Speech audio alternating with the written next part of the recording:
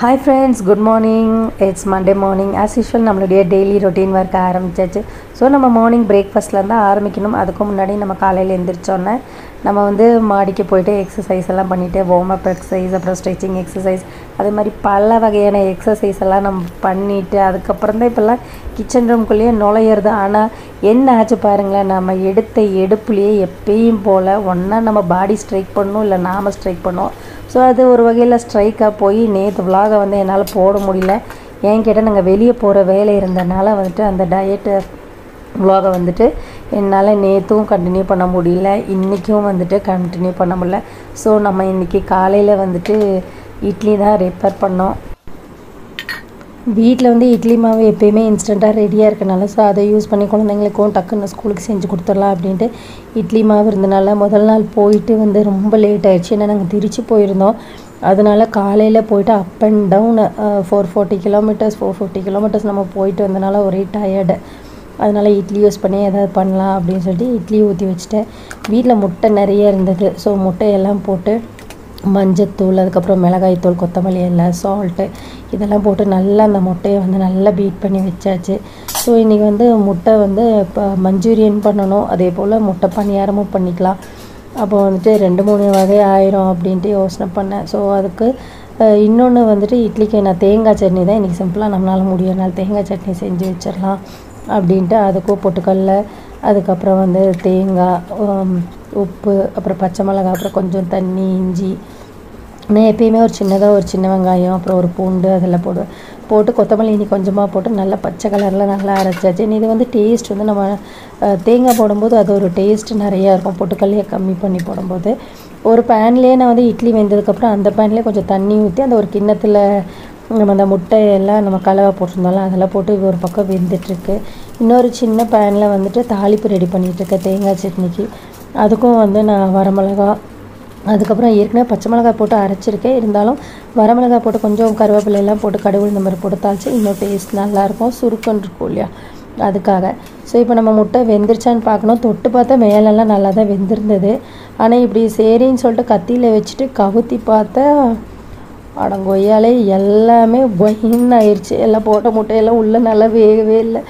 ஐயோ நமக்கு 2 வேலை ஆயிடுச்சுன்னு நினச்சேன். சரி இன்னொரு வகையில் இன்னொரு சைடை ஒரு பணியாரக்கல்லாம் வச்சு அதில் நல்லா புசுன்னு பணியாரத்தை ஊற்றி எடுத்துடலாம் அப்படின்னு சொல்லிட்டு அதுக்கும் பணியாரத்துக்கு ரெடி பண்ணிட்டேன்.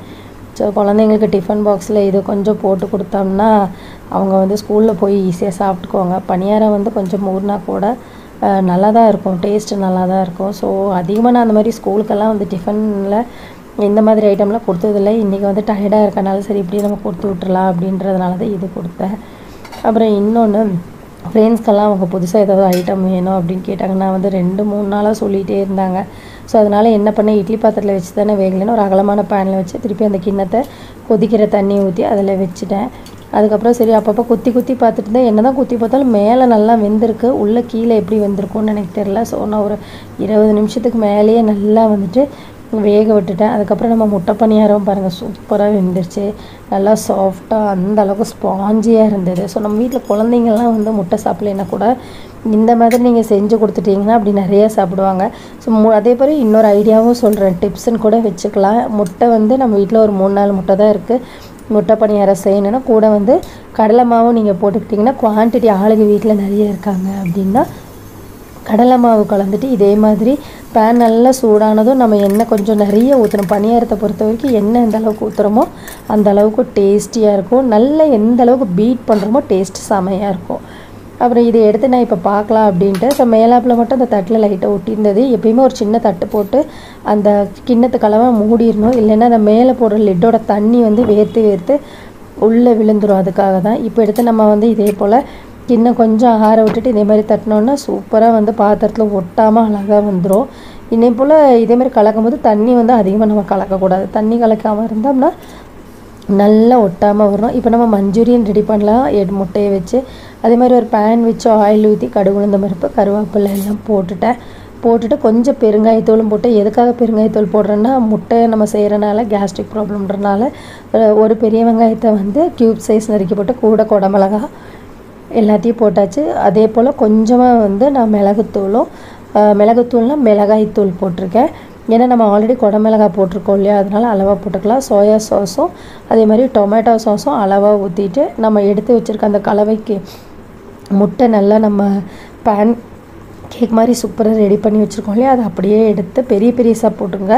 ரொம்ப குட்டியாக வந்து போட்டுறதுங்க, ஏன்னா தூள் ஆயிரும். நல்லா பெரிய பீஸாக போட்டுட்டு ஆற விட்டுட்டிங்கன்னா நல்லா வந்து தூளாகாமல் வரும். அதுக்கப்புறமா இப்படி பேனில் போட்டு லைட்டாக பேனை வந்து அப்படி ஷஃபிள் பண்ணி அதுக்கப்புறம் வந்து குலுக்கி விட்டு இப்படி இது பண்ணிங்க அப்படின்னா நல்லா வந்து சூப்பராக ரெடி ஆயிரும். நல்ல இனிப்பு டேஸ்ட் வேணுங்கிறவங்க நிறையாவே வந்துட்டு டொமேட்டோ சாஸ் ஆட் பண்ணிக்கோங்க. சோயா சாஸும் ரொம்ப ஆட் பண்ணிடாதீங்க. கார்னிஷிங்க்கு கொத்தமல்லி இலையை போட்டு இறக்கிடலாம். ஸோ இன்றைக்கி மார்னிங் வந்துட்டு எனக்கு சூப்பரான பிரேக்ஃபாஸ்ட் விதவிதமாக என்னன்னு கேட்டிங்கன்னா, எங்கள் வீட்டில் வந்துட்டு மசாலா போடுறாங்க. அதனால் முட்டையை வந்து ஒரு 1 வீக் வந்து எல்லாம் ஸ்டாப் பண்ணோம். ஸோ இருக்கிற முட்டையெல்லாம் எனக்கு காலியும் பண்ணணும். அதனால் முட்டை வச்சு நம்ம ரெசிபிஸ் பண்ண முடியுமோ அது எல்லாமே செஞ்சாச்சு இன்றைக்கி. இதை பார்த்திங்கன்னா முட்டை பணியாரம் செஞ்சாச்சு. அதே மாதிரி ஸ்டீம்டு பேன் கேக் முட்டையை வச்சு பண்ணியாச்சு. அதே போல் மஞ்சூரியனும் பண்ணியாச்சு. அப்புறம் மத்தியானம் ரைஸ் எடுத்தாச்சு. கொஞ்சமாக வச்சு தயிர் ஊற்றி அந்த மாதிரி சாப்பிட்டாச்சு. அப்புறம் ஈவினிங்க்கு வந்து குழந்தைங்க ஸ்கூல்கிட்ட வந்தோன்னா நம்ம பஜ்ஜி போட்டு கொடுத்துடலான்ட்டு வாழைக்காய் பஜ்ஜி போட்டு வச்சுருக்கேன். அதுவும் வந்து எந்த அளவுக்கு சின்ன பீஸாக போட முடியுமோ அந்த அளவுக்கு வந்து சின்ன பீஸாக போட்டேன். கடையில் வாங்குறத அவாய்ட் பண்ணிட்டு இந்த மாதிரி வீட்டிலேயே செஞ்சு கொடுத்தோம் அப்படின்னா ரொம்பவுமே நல்லதுங்க. அப்புறம் நைட் ஆயிடுச்சு. நைட்டுக்கு வந்து வீட்டில் சப்பாத்தியும் பீன்ஸ் கேரட்டு போட்டு நல்லா சால்னா மாதிரி ஒரு திக்கான குருமா அப்படி வச்சாச்சு. ஸோ இன்றைக்கி டே வந்து பார்த்திங்கன்னா இனிதே முடிஞ்சது. ஸோ ஃப்ரெண்ட்ஸ், நாளையிலேருந்து நம்மளுடைய டெய்லி ரொட்டீன் vlog வந்துட்டு இன்னும் இன்ட்ரெஸ்டிங்காக இருக்க போது கண்டினியூ பண்ணி பாருங்கள். தேங்க்ஸ் ஃபார் வாட்சிங் ஃப்ரெண்ட்ஸ்.